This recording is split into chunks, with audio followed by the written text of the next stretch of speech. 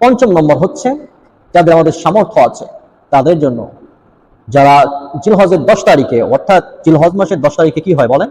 কোরবানি হয়। হ্যাঁ, জিলহজ মাসের 10 তারিখে যদি কেউ নিশ্চিত পরিমাণ সম্পদের মালিক হন, অর্থাৎ 52.5 তোলা রূপা, 7.5 তোলা সোনা, বর্তমান বাজার অনুযায়ী 52.5 তোলা রূপার নিশ্চিত পরিমাণ মালিক যদি কেউ হন, টাকার মালিক হন, অর্থাৎ 58 থেকে 60,000 টাকার মালিক যদি কেউ হন, তাহলে ওই ব্যক্তির জন্য কুরবানি করা ওয়াজিব হয়ে যায়।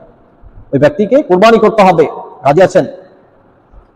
কারণ আল্লাহ রাব্বুল আলামিন বলতেছেন, ফাসাল্লি লিরাব্বিকা ওয়ানহার, তোমরা সালাত কায়েমের পরেই কুরবানি করো, নাহর করো, আল্লাহ রাব্বুল আলামিনের উদ্দেশ্যে উৎসর্গ করো। রাজি আছে সকলে? আমাদের সমস্যা হচ্ছে আমরা কুরবানি অনেকেই করি যারা মুসল্লি না, অনেকেই কুরবানি করি যারা মুসল্লি না।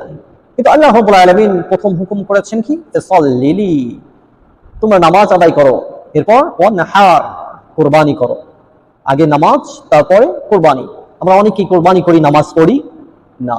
তাহলে আপনার কুরবানি হবে কি গোশত খাওয়ার জন্য করছেন, না লোক দেখানোর জন্য করছেন, নাকি সমাজের মধ্যে নিজের প্রতিপত্তির সম্মানকে বজায় রাখার জন্য করছেন? কোনটার জন্য করছেন? যদি আপনি আল্লাহ রাব্বুল আলামিনের সন্তুষ্টির জন্য করে থাকেন, তাহলে অবশ্যই অবশ্যই আপনাকে নামাজি হতে হবে, এরপর কুরবানি করতে হবে। নামাজি হতে হবে, এরপর কুরবানি করতে হবে। রাজি আছেন সকলে ইনশাআল্লাহ?